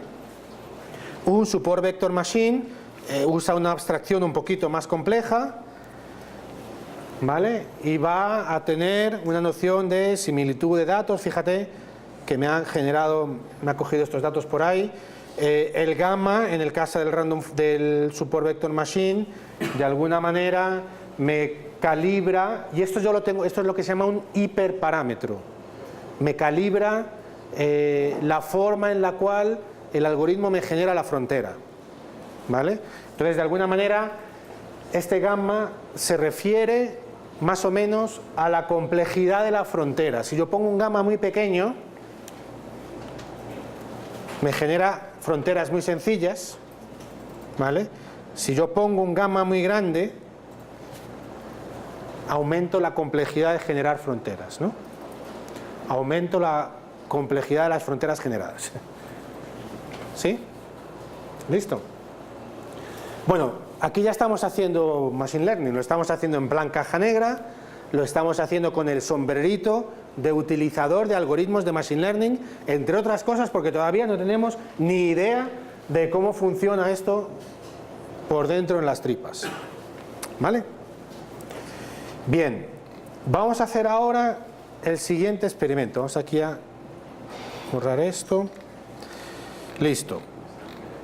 Ahora vamos a coger la distribución anterior, ¿vale? vamos a coger un gamma de 0,5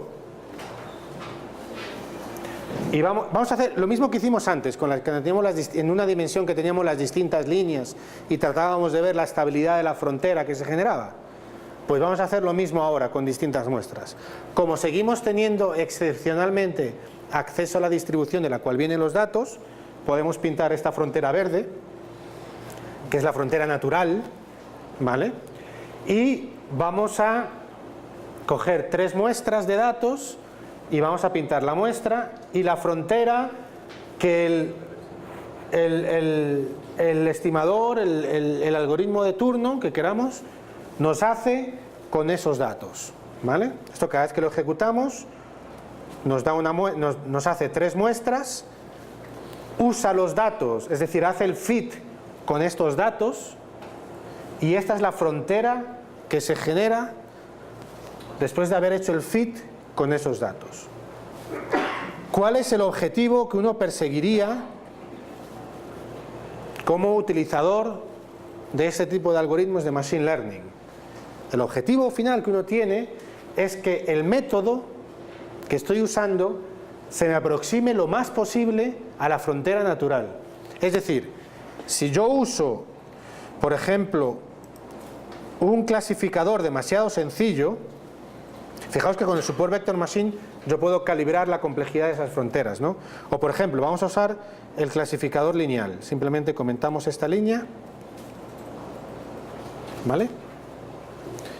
Y es más, vamos a usar muchos más datos. ¿Sí? Aquí yo veo que hay una limitación intrínseca del algoritmo que yo he decidido usar. ¿Por qué esa limitación intrínseca?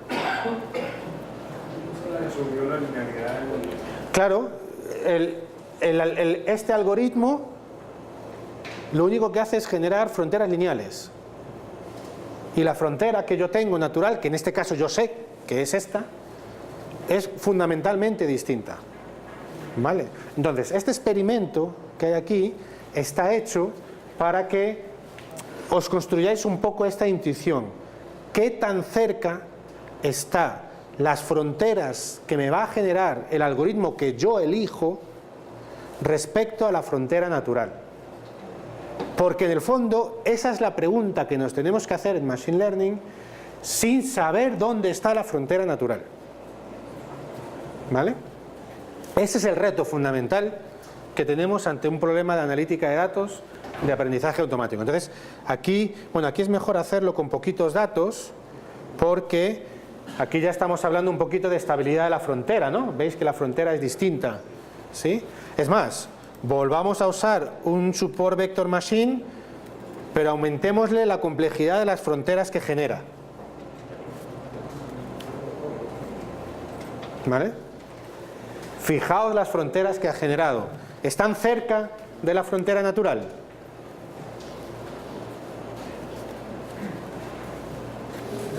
Bueno, esa es la intuición que yo os propongo que os construyáis a base de experimentar con esto. ¿Vale? Reduzcámosle la complejidad. El Support Vector Machine está muy bien porque tiene este parámetro que regula la complejidad de las fronteras. ¿Vale? Por eso es uno de los algoritmos que funcionan bien en muchos casos, ¿no? Bueno, hay un teorema en Machine Learning que se llama el No Freelance Theorem. En Machine Learning, por alguna razón, los nombres tienen los nombres de las cosas son como muy rupestres. Entonces, el No Freelance Theorem, el teorema de que no hay almuerzo gratis, bueno, en fin, es que es un teorema que te dice que no hay un solo algoritmo, no es posible que haya un algoritmo de Machine Learning que te funcione bien para todos los posibles casos. Un teorema así un poquito general, pero lo que viene a decir es que uno tiene que acabar construyéndose las intuiciones de este tipo de fronteras que generan los algoritmos y construirse un criterio de qué algoritmo aplicar, básicamente. Reduzcámosle la complejidad a la frontera, ¿vale? Estas fronteras casi que se aproximan más, ¿verdad? Es más, si hasta tuviera más datos, Bueno, ahí va, ahí va. Y hasta lo vamos a reducir un poco más esta complejidad. ¿Vale? Ahí ya sí se está acercando a la frontera, ¿no? Entonces, de nuevo, este pedacito de código, que podéis jugar aquí con el estimador y con el número de ejemplos, está hecho para que experimentéis. Es decir, esto es sentarse delante ahí con el vasito de ron y cambiarle la parametrización, generar la gráfica y pensárselo. ¿Qué tal está esta frontera respecto a la frontera natural? ¿Qué pasa con esas fronteras si yo reduzco el número de datos? ¿Sí? Por ejemplo, ¿a partir de cuántos datos las fronteras se me acercan a la frontera natural? Porque aquí esta configuración parece que tiene la capacidad de modelar esta frontera, siempre y cuando tenga los datos adecuados, ¿vale? Entonces, una vez que yo tengo un clasificador que de alguna manera tengo el criterio de que es capaz de modelar esta frontera, me hago la siguiente pregunta: ¿con cuántos datos yo necesitaría para que se me genere la frontera que es? ¿Vale? Entonces, estos experimentos, que aunque no tengáis ni idea de Python ni idea de lo que hay por detrás, se pueden hacer tocando por acá, es para que os construyáis vosotros mismos esta intuición, ¿vale?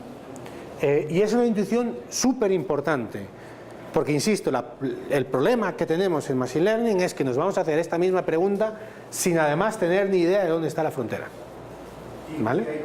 ¿Cuál es el indicador otra vez? Si yo no conozco la distribución de datos, no conozco la frontera. Entonces, lo que uno hace, vamos a ver un poquito después, si nos da tiempo, curvas de aprendizaje. O sea, hay técnicas para tener indicaciones. Entonces, por ejemplo, lo que vimos, esta idea de la estabilidad de la frontera, fíjate que si tenemos pocos datos, las fronteras que se nos generan son muy inestables, ¿vale?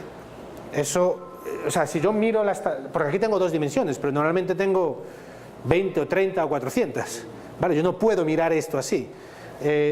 Hay formas para las cuales yo puedo hacer una indicación de la estabilidad de las fronteras. Si las fronteras son inestables, eso por lo menos es indicación de que o bien mi modelo es muy complejo, es decir, por ejemplo, yo puedo o bien tengo pocos datos, ¿vale? Aquí las fronteras son inestables porque tengo pocos datos. En cuanto empieza a tener más datos, fíjate que las fronteras ya son más estables. Pero si resulta que mi modelo es demasiado complejo, las fronteras vuelven a ser inestables, ¿vale? Como que se me ajusta demasiado. Tengo muchísimos más datos. Tengo 5000. Bueno, esto tardará un poquito.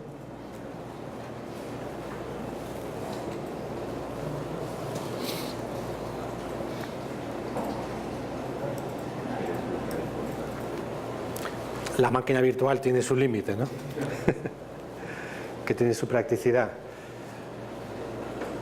Fíjate que aún así la frontera se me ha adaptado por ahí, sigue teniendo su inestabilidad. Vale, entonces aquí la inestabilidad yo la estoy midiendo visualmente, ¿vale? Hay formas de medir la inestabilidad cuando uno tiene muchas dimensiones, ¿vale? Que son las curvas de aprendizaje que yo creo que vamos a ver. Esto ya cuando tengo muchos datos y esto sigue teniendo inestabilidad, es que el modelo que yo he elegido tiene demasiada complejidad, o sea, es demasiado capaz, ¿vale? ¿Sí? De hecho, el siguiente experimento que os propongo acá es que, o sea, aquí hago 3 muestras de datos y pinto, listo. Aquí, dado un estimador, cojo 20 muestras de 10 datos. Como ya cojo muchas muestras, ya ni pinto los datos, ¿vale? Pero las tengo por detrás. Y a cada una de ellas le pinto la frontera. ¿Vale? Esto, estando en 2 dimensiones, es un poco la manera más sistemática de ver la estabilidad de las fronteras. ¿Vale? Fijaos que en este caso, bueno, en este caso es el estimador que yo originalmente tenía, que yo no me acuerdo ni cuál era, pero podemos tratar de ponerlo acá. Vamos a poner un gamma de 1.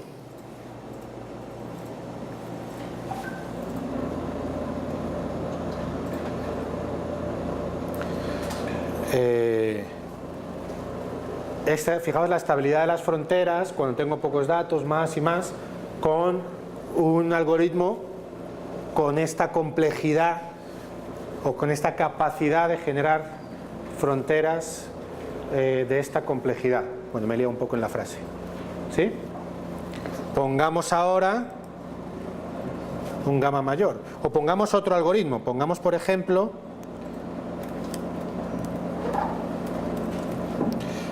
el lineal. ¿Sí?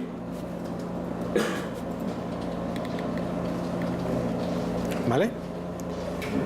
Fijaos que cuando tengo más datos la estabilidad es mayor, pero no se me acerca a la frontera natural por la propia limitación del propio algoritmo. ¿Vale? Entonces fijaos que el experimento está para que lo maltratéis, ¿eh? Es decir, ponerle, quiero tener 40 muestras. ¿Vale? Tardará más o menos. O quiero tener muestras de distintos tamaños. ¿Vale? Entonces esto está para que juguéis con él, ¿no? Fijaos, vamos a hacer un último ejemplo. Vamos a poner un gamma de 50.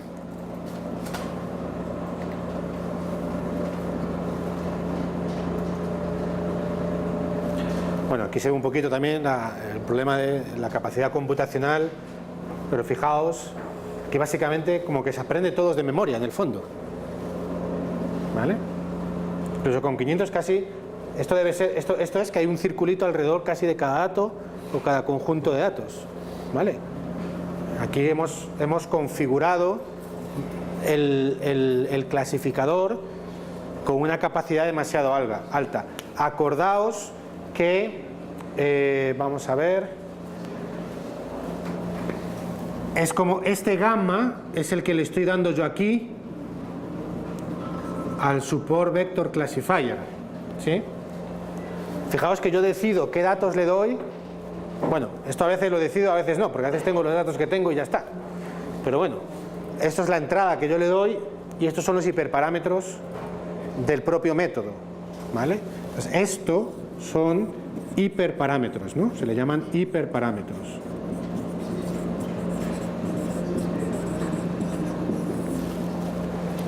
¿Listo? Vale. Entonces, en realidad, la pregunta es que normalmente solo tenemos un dataset, el que sea, este, ¿sí? Y además no sabemos dónde está la frontera, ¿no? Entonces, si tenemos un dataset, nosotros lo que solemos hacer es submuestrear porque esta idea de estabilidad de las fronteras la hemos construido porque tenemos acceso a la distribución verdadera de la cual salen los datos y muestreamos todo lo que queremos. En realidad eso nunca sucede y lo que tenemos es un conjunto de datos. Entonces lo que hacemos es submuestrear para tratar de medir esa estabilidad. ¿Vale? El problema es que cuando tenemos pocos datos y submuestreamos, pues cada vez tenemos menos datos. Pero, como decía el otro, el fútbol es así. ¿Qué se le va a hacer? Entonces, lo que se suele generar, por ejemplo, vamos a ver, supongamos que no tenemos tantos datos. Supongamos que no tenemos tantos datos. ¿Vale?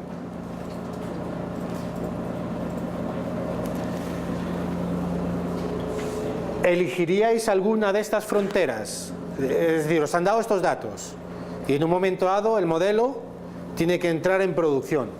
En el sistema de e-commerce de no sé qué, el modelo tiene que entrar en producción.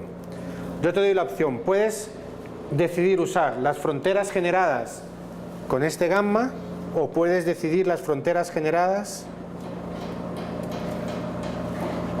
con este gamma. ¿Qué fronteras elegiríais? Estas, ¿por qué? ¿Cuál es la intuición detrás? Como la baja de boca, ¿no? Lo que es más sencillo, sí, lo que es más sencillo. Lo que es más sencillo tiene más probabilidad, porque fijaos que esta, yo entreno con unos datos, ¿vale? Que son los que me han dado, y posteriormente, que son estos. Pero claro, la cuestión es que luego esto lo voy a ejecutar sobre, o sea, voy a generar predicciones sobre otra muestra de datos distinta, ¿no? Entonces me interesa que esto tenga su capacidad de generalización, ¿no? Entonces cuando me dan una muestra en concreto, por ejemplo, me dan esta muestra, que es la que es, pues normalmente yo trato de dividir la muestra, voy a entrenar con estos datos y voy a tratar de medir la capacidad de generalización con estos datos, que son los que no se ven durante el fit, ¿vale?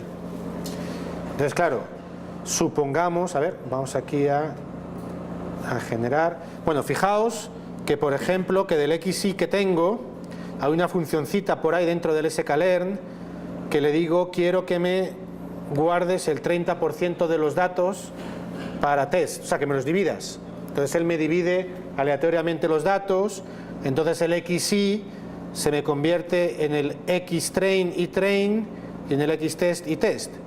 Yo el fit, y aquí pinto los dos, ¿vale? Voy a decido usar el 70% de los datos para hacer el fit y el 30% para medir su capacidad de generalización, ¿vale? Fijaos que el fit, vamos a dejarlo así, fijaos que el fit yo lo hago sobre los datos de entrenamiento, ¿vale? Los otros los he guardado. Y, fijaos que los datos de entrenamiento, a ver cuántos datos tengo. Tengo 300 datos en total, con lo cual tengo 210 para entrenar, ¿vale? Y 90 para probar. ¿Por qué tengo 210 y 2? Porque son las dos columnas, los dos descriptores. ¿Y por qué este 210 solo? Porque es el i, ¿no? Es la salida esperada, que es una clase, son ceros y unos, ¿no? Que de hecho si los pinto, es buena costumbre, el shape es una función de NumPy que dada una matriz me dice sus dimensiones, ¿vale? Entonces es buena costumbre pintar el shape de las cosas para poco tener seguridad que uno no la ha cagado por ahí en algún lado. De hecho el XTrain, por ejemplo, voy a pintar, y así voy introduciendo un poco la notación, los 10 primeros elementos de XTrain, ¿vale? ¿Vale? Son estos, y voy a pintar los 10 primeros elementos de las clases, ¿vale? Entonces esto quiere decir que este elemento pertenece a la primera clase, este elemento pertenece a la segunda clase, ¿vale? Es bueno un poquito ver estas cosas para ver que las matrices tienen las formas y las cosas esperadas, ¿vale? Entonces, fijaos que creamos un estimador y lo entrenamos con los datos que hemos guardado para entrenamiento, y luego, esta función score, una vez entrenado el modelo, me dice cuál es el porcentaje de precisión en el acierto, ¿vale? Incluso fijaos cómo pinto las predicciones. ¿Listo?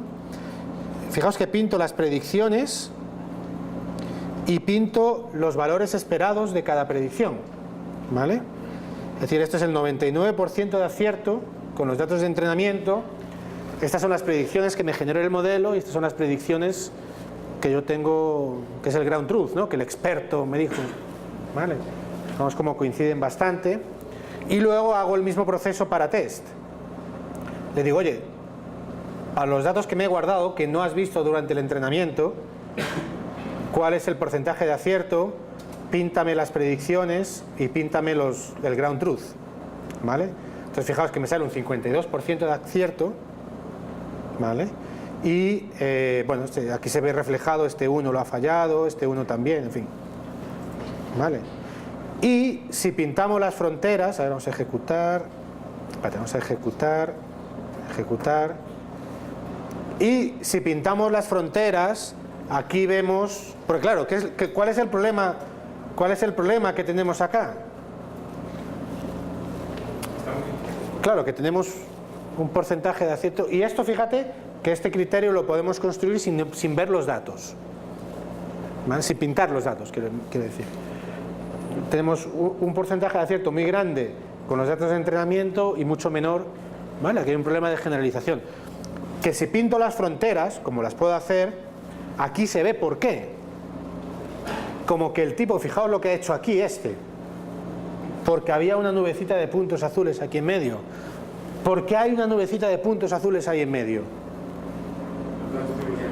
Sí, los datos están naturalmente mezclados, ¿vale?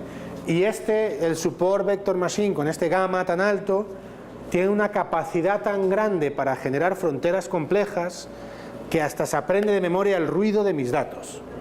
Y ese es el problema. Entonces, claro, cuando pinto la frontera generada aquí, que todas estas curvas me vienen por el ruido, no me vienen por la frontera natural de los datos. Pues claro, cuando estas curvas las pinto en los datos de test, pues no coinciden, porque este ruido es el ruido natural de mi dataset de entrenamiento. ¿Vale? Entonces, de nuevo, este experimento está hecho para que juguéis con él, ¿vale? Para que este experimento ya tiene varias celdas, desde donde se genera, podéis decidir cuántos datos queréis generar, podéis decidir cuánto queréis guardar para test y para train, ¿vale? Podéis decidir, bueno, aquí se pintan, podéis decidir cuál es la complejidad del algoritmo, ¿vale? Pongamos un clasificador lineal, 70% y 69%, ¿no? No está mal, pero está bastante lejos de todas formas de la frontera natural, que es el problema que veíamos antes, ¿no? Entonces, igual, este experimento, que ya es un poquito más largo, fijaos que no hay que programar prácticamente, hay que mover parámetros, es igual que el anterior, ¿eh? Esto es para hacerlo con el vasito de ron, hacer la ejecución, mirar la salida y tratar de construir. O sea, uno tiene que ser consciente de que que el objetivo de uno es construirse esa intuición, calibrando la complejidad, qué complejidad tienen las fronteras que el modelo es capaz de generar, cuál es la complejidad de la frontera natural que estoy acercando, etcétera. ¿De acuerdo? ¿Listo? Entonces, es un notebook que es muy experimental, ¿vale? El objetivo del notebook es daros un instrumento para que os construyáis vuestra intuición. Y ya un poquito para acabar, en todo este rollo que estoy soltando, claro, estas percepciones, aquí en cuanto empecéis a aumentar el número de datos, que es un poco lo que se ve acá, vamos a hacer uno con 10.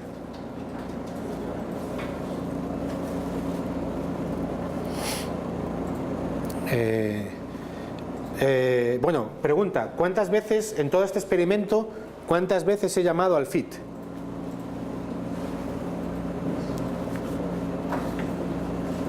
O sea, por cada frontera que se ha generado yo he llamado a un fit. Entonces, tengo 4 experimentos y en cada experimento tengo 20 fronteras, ¿vale? Entonces he llamado 80 veces al fit, ¿vale? Cada vez con una muestra de datos distinta, ¿vale? Entonces, esto que estamos viendo aquí, cómo se comporta el experimento cuando vamos aumentando los datos, ¿vale? Lo podemos hacer, yo puedo medir, por ejemplo, yo a cada uno de estos le puedo medir el accuracy, el desempeño en train y en test, a cada una de estas fronteras, ¿vale? Por tanto, yo puedo sacar una media y desviación estándar de el desempeño en train y en test para cada uno de estos experimentos según voy aumentando el número de datos. ¿Sí? Bien, pues cuando yo tengo un problema de muchas más dimensiones, que yo no puedo pintar esto y tener esta percepción visual, ¿vale? Lo que hago normalmente es hacer una curva de aprendizaje que viene a ser algo así. Bueno, las otras también, pero esta es más fácil de interpretar. Yo tengo 200 datos, que son los que tengo, son los que me han dado. Entonces, yo voy a coger, a ver, y aquí tengo 20 repeticiones igual, yo voy a coger el 10% de los datos y voy a generar un modelo, el fit, el train, lo voy a hacer con el 10% de los datos. Lo voy a hacer con 20 datos. Y voy a medir el desempeño en train y el desempeño en test. ¿Vale? Y eso lo voy a hacer 20 veces. Entonces, la media del desempeño en train es 1. Es decir, se los aprende todos de memoria. Y la media del desempeño en test es 0,5. ¿Vale? Y las banditas son la desviación estándar, que me da una noción de la variabilidad. Indirectamente me da una noción de la estabilidad de esa frontera. ¿Vale? El mismo experimento lo voy a hacer con 40 datos, es decir, voy a ir aumentando el número de datos con el cual yo voy haciendo el mismo experimento de separar aleatoriamente entre train y test y medir promedio y desviación estándar, ¿no? Fijaos que este es un caso en el cual tengo overfitting, que overfitting es esto que acabamos de ver, que hay una diferencia muy grande entre train y test. El overfitting puede venir por dos razones. Puede venir porque tengo pocos datos,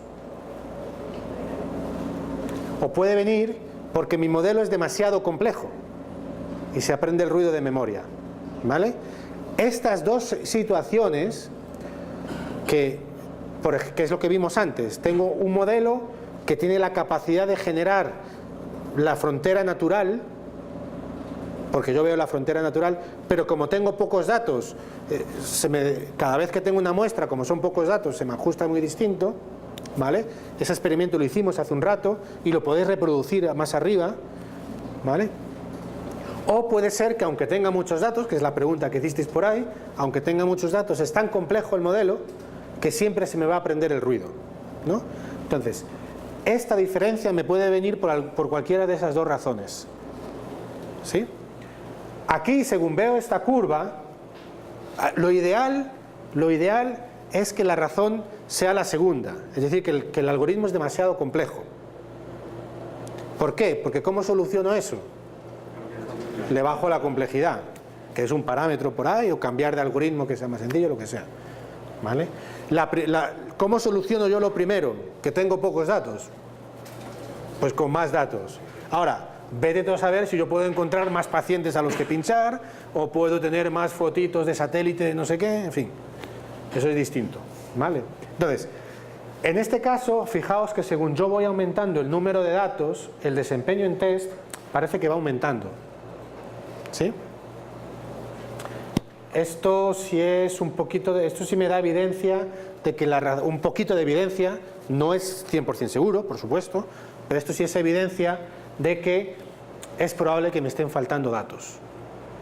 Yo viendo esto, yo en donde estuviera, sí iría ahí al responsable y le diría, oye, vamos a hacer otra campaña de adquisición de datos. ¿Cuántos datos? Bueno, vamos a ver cuánto nos costó tener estos 200 datos. Bueno, en fin. Vale, vamos a tratar de tener un poquito más de visibilidad hacia acá, porque parece que la tendencia sube. En cambio, si yo tengo una curva de aprendizaje como esta, por ejemplo, bueno, aquí pinto esta raya, que esta línea es el porcentaje de acierto que tiene la frontera natural. ¿Vale? Yo nunca tengo esta línea, ¿eh? Aquí la tengo por el experimento que lo ponemos de esta manera. Yo nunca tengo esta línea. Si uno lo corre con el logistic. Si uno lo corre el logistic, es uno de estos, ¿eh? Es este. Fíjate que me converge un poquito, o sea, no tengo overfitting, que es lo que vimos, ¿vale? Y esto se ve acá, ¿vale? Con poquitos datos, esto ya me da la frontera que él me daría, ¿vale? Pero fíjate cómo me queda un poquito por debajo de la natural, ¿vale? Pero ojo, que yo esto lo sé, aquí donde está la natural, pero normalmente no lo sé. Yo lo que veo es esto. ¿Vale? ¿Listo? Entonces, bueno, esta última parte de acá, igualmente, si yo le digo quiero 20 repeticiones y quiero 10, yo estoy generando 20 modelos, yo estoy generando 200 modelos, yo estoy calibrando 200 modelos, ¿vale? Es decir, aquí lo que estoy haciendo fundamentalmente es intercambiar electricidad por confiabilidad estadística en lo que tengo, en la construcción de estas curvas, porque construir estas curvas computacionalmente es complejo. Y aquí viene un poquito la cuestión de, porque esto es algo que es muy, en teoría es muy paralelizable. Yo tengo 10 máquinas, pues a cada máquina le doy una copia de los datos y cada máquina me puede calcular uno de estos puntos, en fin, es donde un poco lo del cómputo paralelo aplicado a esto empieza a tener un poquito de sentido, ¿no? Que luego existen otros problemas, porque a veces los datos son tan grandes que no me caben en la memoria de una máquina, entonces, bueno, pero eso ya es fontanería de otro, para otras 7 sesiones. ¿Sí? ¿Listo? Bueno, pues eso es lo que yo os quería contar un poquito como introducción, ¿vale? Lo que persigo con esto es daros un poco los instrumentos para que os construyáis vuestras propias intuiciones. Esto es para ejecutar el notebook e ir viendo, formándose su propio criterio de por qué aparece lo que aparece en las gráficas. ¿Listo? Vale. Bueno, hasta aquí es donde quería llegar en esta primera parte. Hacemos, no sé si queréis hacer un descansito. Ah, vale, pues de descansito. Entonces hacemos un descansito, volvemos que en 20 minuticos. ¿Vale? Son las 10 y 20. ¿Vale? Y ya en la segunda parte vamos a hablar un poquito ya de Python en concreto. ¿Listo?